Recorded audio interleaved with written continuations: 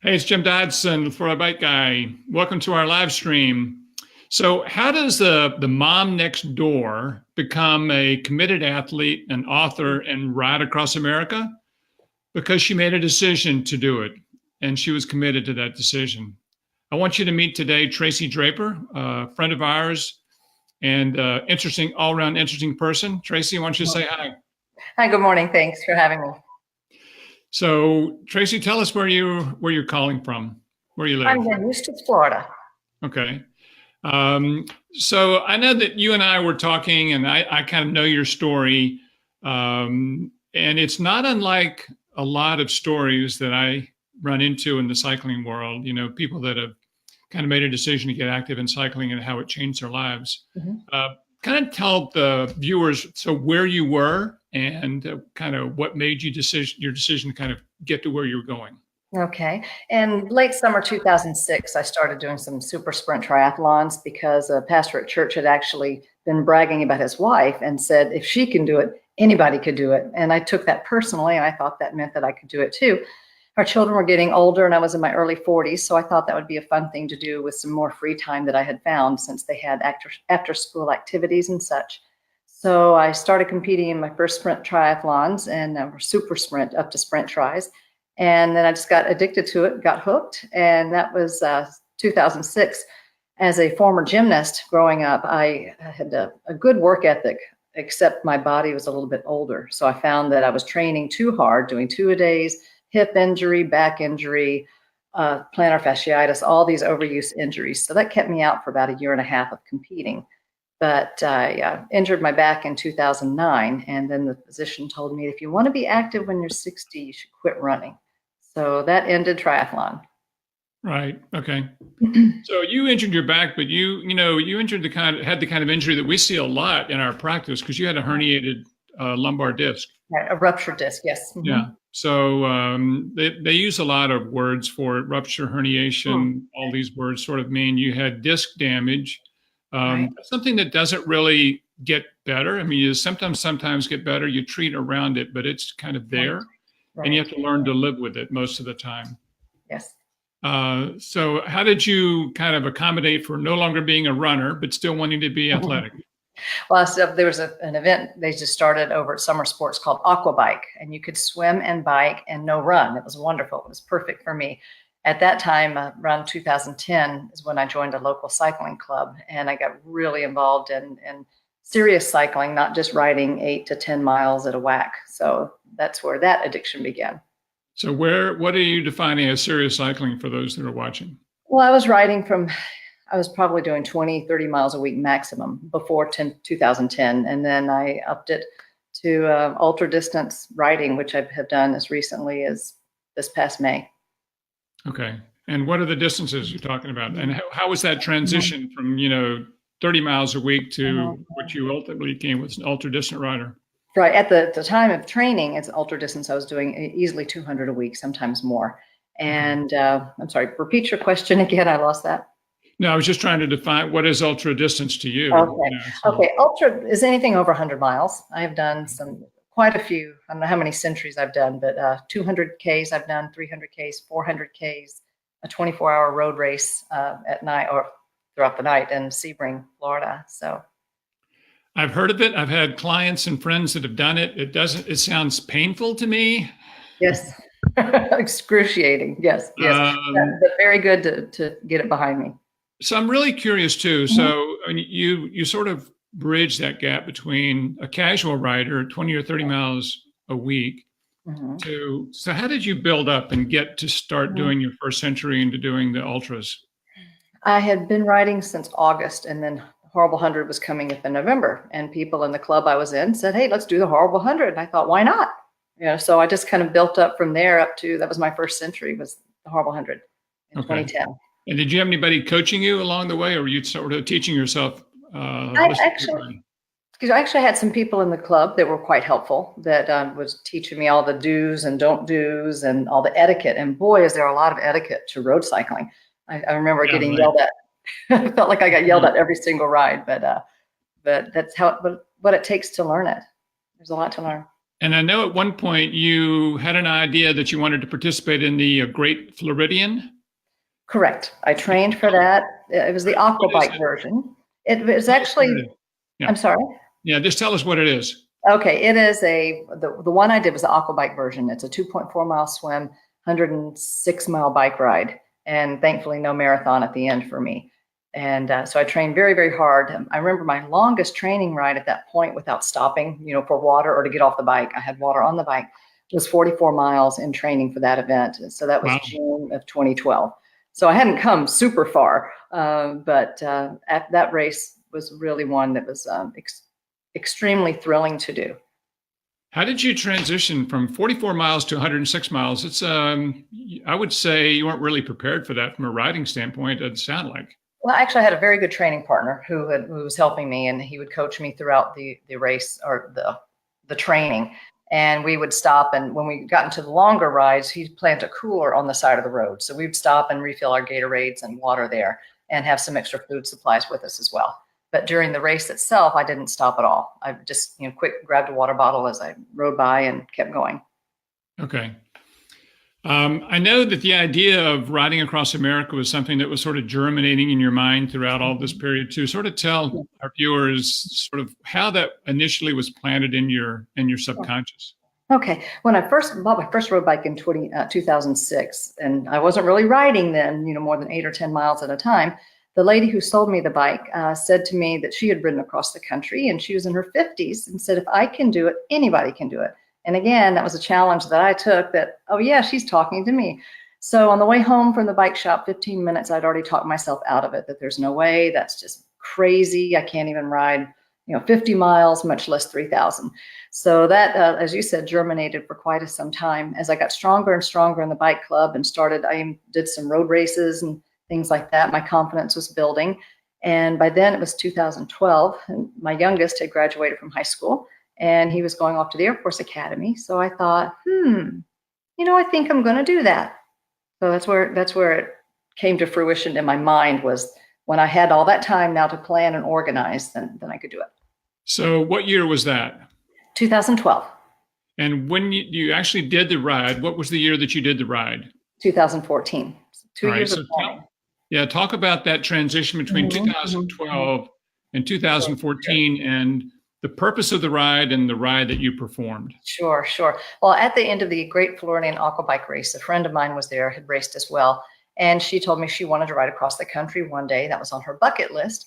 So she said, Tracy, what's on your bucket list? And I said, I don't have a bucket list, because that sounded creepy. That means you're dying, and I'm not ready to be dying yet. And I thought, well, I said, I have a live it list. She said, what's that? And I quickly had to come up with something, because I never knew what a live it list was. So I said, that's not waiting until a doctor's diagnosis to get out and do the things you want to do, but at the same time, do something to help somebody else. So that's where that notion came in. So when I knew I wanted to ride across the country, I immediately began looking for a charity that we could ride for, or I could ride for. I wanted to have a team around me, but at that time it was just me. Okay. So how did you select the charity, and what's it about that charity that made you really want to get behind it? I have a very deep affinity for the military. My father was my husband was in the Navy, my brother was in the Army, my son is in the Army. At that time, he was at the Air Force Academy. And I just thought, I really want to help the veterans. And then I saw a quote in the Washington Post that said 22 military service members commit suicide every day. And that just struck my heart. So then I began looking for a charity who helped those prevent suicide. And we found Hope for the Warriors. And that is a beautiful, wonderful nonprofit that I investigated thoroughly. I even called the staff and told them what I wanted to do and asked why I should support them. I looked them up on Charity Navigator, and they were giving 87.4% of what they took in of the donations directly to their programs. And that won me over. It's a very, very important consideration when you're thinking about getting behind a charity, because all of them don't do that. Right, exactly. So that's how I chose that one. And so you had a commitment that you wanted to have a team ride with you. So you had to select your team, and then you had the issue of fundraising both for the charity and you had to self-support for your ride. So sure. how did that go? Right. Well, before I could ever get to the team, the biggest team member I had to convince was my husband. And in my book, there's one whole chapter dedicated to his response. And when I told him I wanted to do this, and it's a very short 2-word answer that you can probably figure out. Once I won him over and he realized that this was a dream of mine, I then started thinking of other cyclists that I knew that I had ridden with perhaps, or I was friends with, who would be strong enough, would have the mental fortitude, would financially be able to take time off work or pay for this. So we went through probably 4 or 5 people who first committed and then had to back out saying, no, I can't do it. Right. Understandable. Yes. It's a big commitment for a lot of reasons. It is huge. It is huge. We ended up with a total team of 7 riders and 1 SAG driver. We had 2 other volunteer SAGs, my husband being one, that came in and out throughout the process. Okay. Mm-hmm. And you had to figure out how much money you needed to self-support, which is the one big issue, which is based on how fast you're going to ride, so how many days you're going to be on the road, right? Exactly. Well, what I did, I spent over 200 hours just at the computer. My husband can attest to it. Every night, I'm on the Google Maps mapping out the route from Malibu, California to Amelia Island, Florida, because I knew there are certain places in the country we needed to go so that people would want to come. And so I had to plan it. The first week rest stop was at Grand Canyon, and that got a lot of people interested. So when I was doing that, I came up with, 6 weeks was the most I felt like I could financially take off, and my husband agreed. So between pre-ride travel and post-ride travel, it totaled 6 weeks. And I just had to put that into 31 days of riding to make it work. We wouldn't kill ourselves on the road. And there was a town that we could stop in. That was one of the biggest challenges, was to you need to have a town within 100 miles of where you start every day. Yes, or in some cases 120, but we knew we had all day to ride. That was the thing, was that we knew we would be somewhere that night that had hot food and showers and a bed. Go ahead. So what did it, I know from talking to you that you had about half your time you spent in hotels and half the time you had arranged somehow to have free lodging through donations or sponsorships or what have you. Correct. One of the biggest planning parts, of course, was where we're going to stay every night. And I just began calling chambers of commerce, city halls, schools, churches, and all these different cities we're going to see if I could connect with someone. And 17 times out of 31, we were successful, which was just wonderful. One mayor from Augusta, Kansas, actually put us up in the hotel out of her own pocket. She just decided to buy our rooms for 2 nights, which was really, really sweet. She's now a state representative, Christy Williams, in Kansas. Oh, really? Super. Mm-hmm. Yes. And so what did it come down? How much did you need for self-support for your trip? We came up with $3,000 a person. And our SAG driver had to pay half of that since he was driving for us. We didn't feel right charging him the whole thing, but still, food and gasoline and lodging adds up. And so talk about the issue about raising money for your charity. Now, that was a big commitment as well for you. Well, there was Scott, who was another team member, he was in the Navy, I believe. And so he already had this affinity, as I did, with military. And his father was in. So it was easy for us to fundraise. And I didn't feel like I wanted to demand that the team raises money. I wanted to suggest, to offer, to enable. We had business cards with our logo on the front, and on the back it would be where they could donate. And we also asked them to go on social media and post where they had met us. So that was totally inspiring for the whole trip, was to read at night what people were saying about seeing us on the road. So a lot of donations came in that way. A lot came through friends and family as we were getting near the end of the trip. People wanted to kind of wait and make sure, I think, that we were going to really going to go, really going to make it. Yes. So they came in very well. We ended up with $38,000 at the end of the 5 weeks. And there's still, I know several people who are contributing to Hope for the Warriors on a monthly basis now to this day. So that's phenomenal. That's awesome, really. And how does it, it's so incredible to me. It's so easy to have your list of what I want to do, but what's so unique about what you're talking about is tying it into service and helping others, doing something for you that you want to do, but really benefiting others so much. And I'm so applaud you for doing that. Thank you. Well, it helps so much. The Great Floridian I did for a friend of mine, my husband's friend, was dying of cancer as I'm out there racing and training. And that helped inspire me so much to continue, because I thought, Ricky can't just give up his fight. Okay, I have a leg cramp, big whoop. Ricky's losing his life here. And yeah, we have a happy ending in that story, thankfully, with Ricky. So let's talk a little bit about the highs and the lows of riding across the country. Well, first off, how far did you go? 3,058 miles. All right. You did it in what, 34 days total? 31 days of riding, but 35 days total. We had 4 rest days. Just a couple of rest days in between along the way. Correct. One a week. One a week. All right. So that breaks down to how many average mileage per day? Per day, we averaged 99, but our longest day was 155 miles, and it was just horrendous in eastern Colorado, going to the armpit of the state called La Junta, I believe. And our shortest day was just 2 days before our rest day, and that was through the Rocky Mountains with about 5,000 feet of climbing and 40-something miles. That will get your attention. It did. But that was my favorite day of the whole ride, was riding through the Colorado Rockies. And I was by myself. We were spread out just a little bit, but I could see 14,000 feet, snow-capped peaks everywhere. And I don't know if you know the song by American authors called Best Day of My Life. You may or may not know that, but other viewers will. I just started singing that as loud as I could. I was cheesy, but I was just having the best day of my life on the bike, and the rivers, and it was just amazing. The wildflowers. And so that was also became a patriotic day as well, because the next song that came into my mind was America the Beautiful. So I started singing that, but it was fabulous, just fabulous.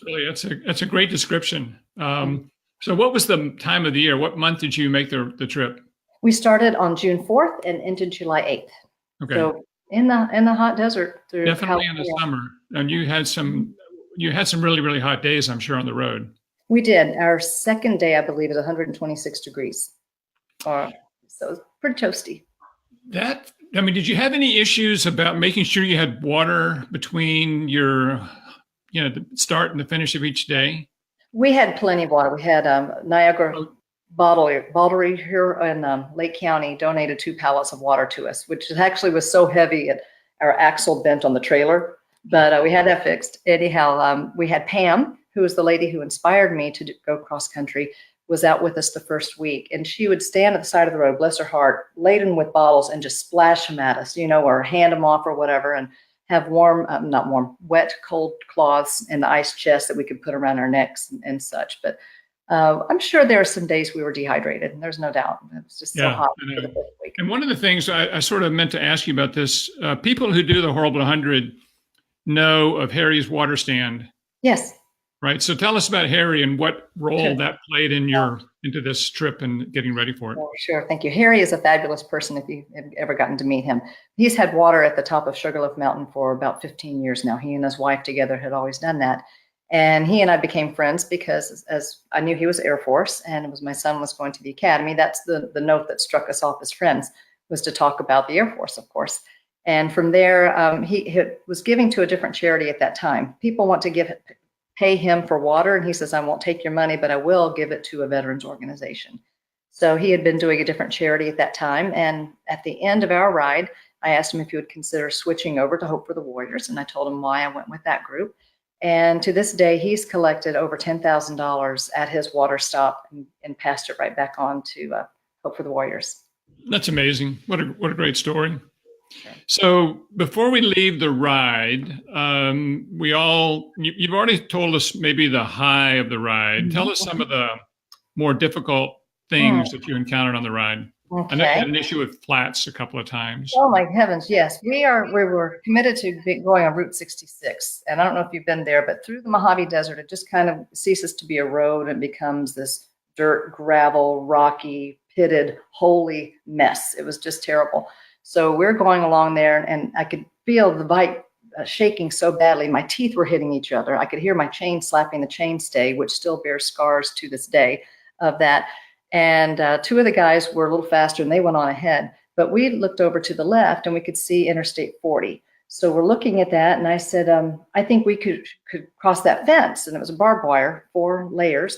And someone said, that's never going to happen. The fence is whole. We're not going to get through it. I'm like, oh, whatever. Within a quarter mile, no lie, someone had taken a bunch of rocks and laid them down on the fence. So we were all the way down to the ground. So we were able to pick up our bikes and get on I-40. By the time we caught our other 2 teammates, we had I don't know how many flats. By the end of the day, I believe we had close to 13 as a group, which would be about 2 per person, just because of all the wires from the steel belted radials all over the road. And we were riding in the shoulder, right? Right. That's where the junk is. Yeah, it's like pick your poison. You stay on Route 66, which is a mess, or do you get on I-40 and suffer the tire issue? Exactly. What decision? Would you do it again? Would you Heck do? yeah. Would Yes. you make the same decision? No, about riding up on I-40 instead of staying on Route 66? On I-40, yes, I would. It was beautiful. It was brand new pavement. I mean, asphalt, 12-foot wide breakdown lane, and we were just having a great time. Yeah. Just cruising along. So that ride was in 2015, correct? In 2014. 2014. Yes. And I know that on your Live It list, you're considering another ride. Tell us about that. Well, I would love to go across the northern tier. I don't really have plans for that quite yet. Our 15th anniversary is next summer, so I know it won't be next summer. 2020, I was invited to go to Tour de France with some friends, so I'm not sure how I'm going to squeeze that in, but that's something I'd really like to do. Okay. So let's move down to let's see here. Oh yeah, you had an unplanned medical problem in the midst of all this when you suffered a stroke. Yes, I did in 2015. So tell us about that. It's a year after your ride. Yes, a year after the ride, just still, riding the high wave of what a wonderful time it was, and book signing. Well, lining up book signings. My book was at the publishing house actually. And if you remember, the purpose of a Live It list is to do the things you want to do before the doctor gives you a diagnosis, right? So I'm going to bed one night, my husband's next to me, and I go to tell him something, and whatever came out of my mouth was not the words I wanted to say. It was something like, and it scared me to death. So I tried to say it again with more passion, yet I was going to say it right this time. Same thing. By the third time, what came out, I was trying to scream, I'm having a freaking stroke, because I knew it. And it just came out some horrible squealing, pitching sounds. And he jumped up and called 911. The EMS was just a half mile away, so they were here within minutes, thankfully, and got me loaded up and taken to the hospital. And they decided to admit me in case I had a stroke. They weren't real sure, but they thought that the ER physician said, let's do an MRI. So, well, you don't fit the profile, young, fit person, relatively young, fit person from a stroke standpoint. Exactly. I like young and fit better. Thank you, Jim. So, right. Didn't fit the profile. And they would come in the room. I don't like being in the hospital too much. I'm a good patient, but I was ready to get out. But when the MRI machine was broken for 2 days and I was just ready to walk out, I had t-shirt and shorts on, and the nurses would come in and say, well, who's the patient? And I'm like, well, it's me. And what was weird about it was they could never find anything except a tiny hole in my heart in the atrial chamber wall. And they released me from the hospital, told me I could ride my bike 8 miles at a time, which was difficult, but I was alive. I was thankful that I could at least ride. Yeah. So, 4 months of very vigorous testing, and Dr. Batasia from Florida Heart Group found a different kind of hole. So I actually had 2 holes in my heart. And that's what they believe, the blood clot. Since I had just had knee surgery 15 days before the stroke, they believe a blood clot just shunted right up to my brain. And wow. Yeah.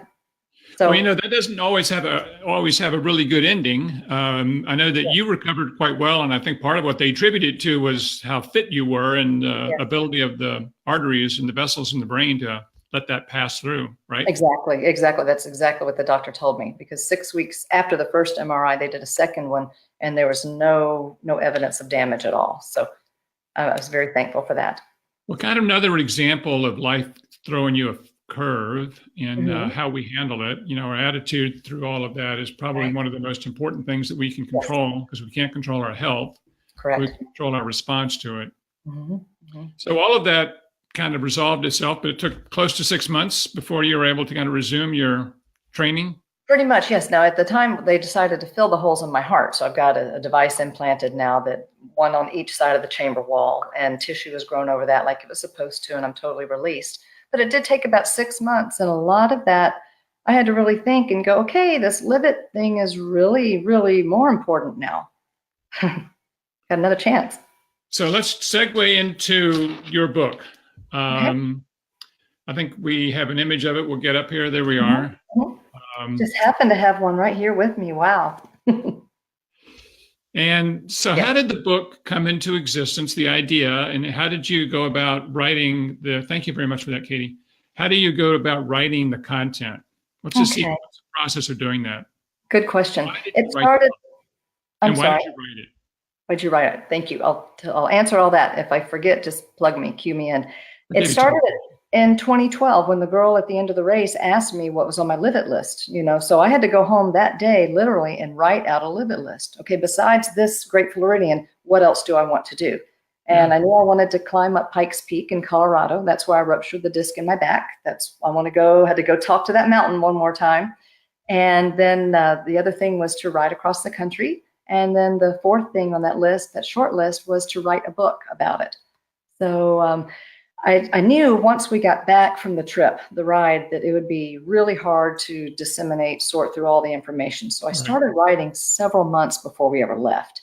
And I got many of the earlier chapters laid out, and then some of the later chapters as well. So we just got to fill in through the middle with the actual adventure, because there's a lot more to the book than just 6 weeks of riding a bicycle.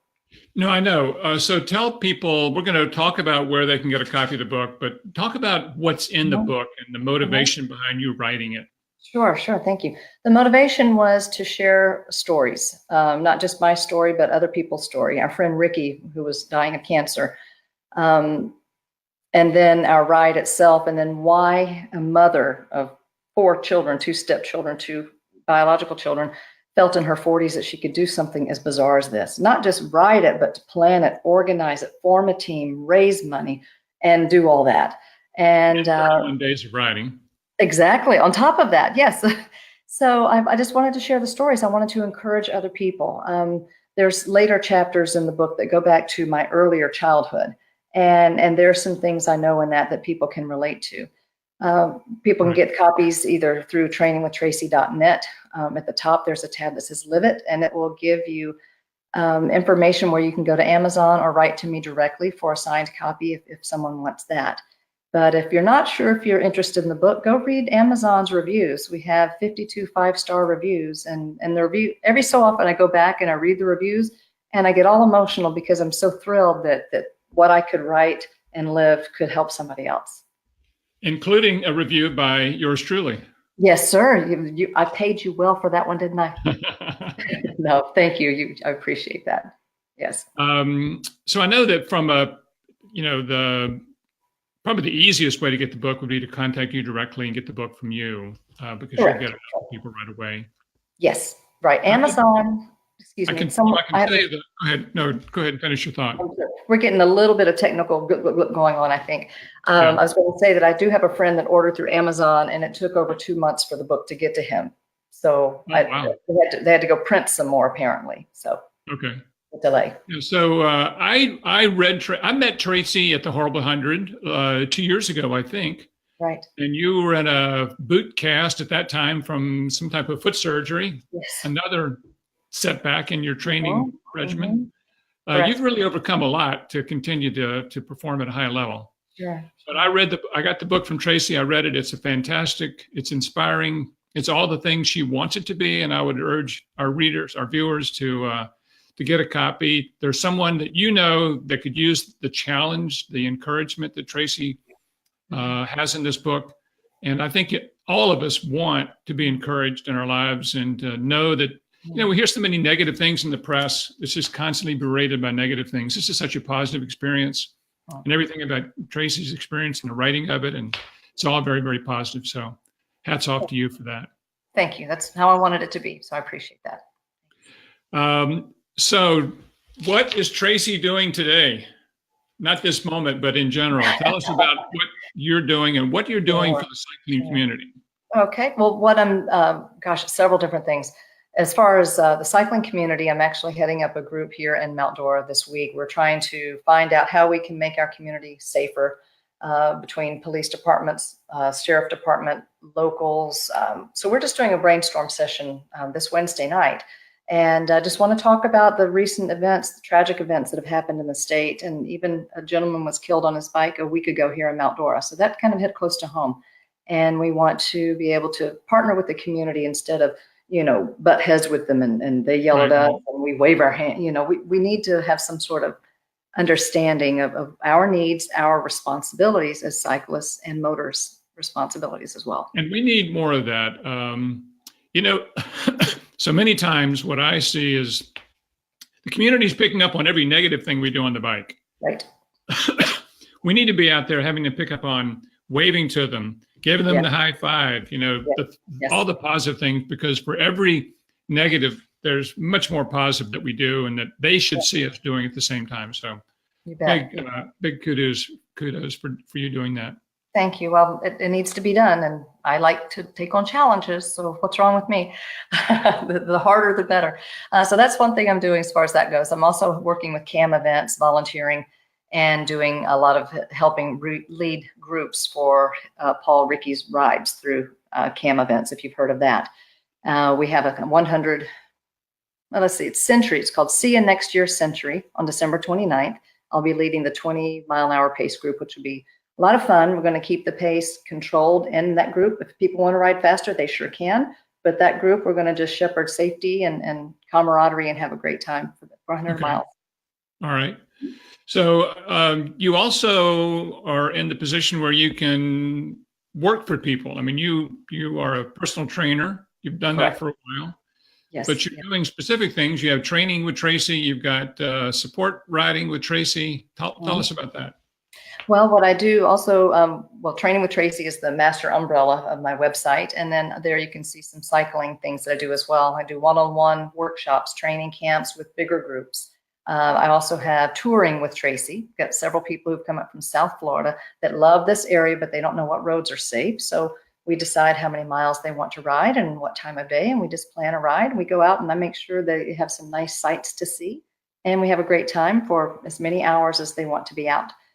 I also, with the personal training, am doing some FaceTime training as we're talking here. I've got a studio in the home upstairs, and I just plug in my clients, and we just work out together for an hour. It's a lot of fun. A lot of fun. Mm-hmm. Well, Tracy and I were talking, so we're putting together, Jim Dodson Law, a team for the Cross Florida Ride in April. Yay. And Tracy actually doesn't know this yet, but she'll be designing my preparation for that ride, because it's another service that she offers. Like you want to ride a ride, you may not be ready to do that level of ride or whatever, and she'll map out what you need to do to ramp up your riding to do 75 or 100 miles a day. That's right. That's right. Good. Thank you for that. I have several people who have hired me to write their programs for not only Cross Florida, but the Cheehaw Challenge. That's an event in Jacksonville, Alabama, that I'm an ambassador for. And I love the area. We rode up Cheehaw Mountain. You can read about it in the book. That was a very special day. And so anyway, it's nice to be able to find people who have goals. They'll do the work. They just don't know what to do. They need some direction. And I love doing that. Well, I think people tend to either overtrain or undertrain. They're not sure exactly what they need to do to get to their goal. And it just saves much time, energy, and anxiety to have somebody tell you this is what you should do. And if you do these things, you'll be ready for the ride. Right. Yes, if they'll do it. So I do have some clients that they'll do the work, but they also need a little accountability. So you can see on my website, that's something else. I just call it accountability training. For a set fee a month, I write the program. I follow up with you once a week. I call, hey, Jim, I see that you only rode 20 miles today. What happened? Or, for example, I also follow them on social media or Training Peaks website. And that way I can really see the watts, what people are putting out, the time, the duration, the frequency, and intensity. And that helps ensure success for my clients as well. So you and I were talking the other day, too, about the advantages of using a trainer instead of having to be on the road all the time. Tell us about your view on that. Right. Well, I say it lightheartedly, but I have not had one dog run after me. I've not gotten sunburned. I've not been hit by a car. I have no red lights and no wind on my trainer inside. It can be a little lonely at times, but I go to Zwift, which is a video game that you actually subscribe to and play on. I just moved up to level 19, so I'm working my way up there. And it's neat because as you get to a new level, you get all these gifts. You get to unlock a new fancy jersey or a new pair of gloves when you climb Outdo Zwift, or different obstacles that they have there for you to get over. So the Yeah. indoor training, I found they also have training programs. So if I only have an hour to work out and I want to do intervals, I can go to one of their training programs. It's already tried and true, and just go, and I can measure my each time I do that to make sure I'm progressing. So there's wonderful benefits to indoor training. So you mentioned to me that you ride 4 times. You generally ride 4 times a week, and 2 times on the trainer and 2 times on the road. Would that be a fair statement? Yeah, that's correct. That's correct. Okay. Mm-hmm. So Tracy, if somebody wants to get in touch with you, they're interested in maybe doing a personal training, or they want you to lay out a training routine for them to get ready for a ride, how do they get in touch with you, and what information do you have available for them? Okay, sure. On my website, trainingwithtracy.net, it lays out everything from all the different disciplines, if you will, whether it's personal training or cycling training, or I've even done some speaking gigs, but that's not what we're talking about here. So on my website, it says all those things. And there's numerous buttons where you can push to send me an email, and that's trainingwithtracy@gmail.com. So either of those ways is a dandy way. I'm on my computer off and on all throughout the day, and I check it frequently. Well, I appreciate you joining us today. You're a great guest. I appreciate you as a friend.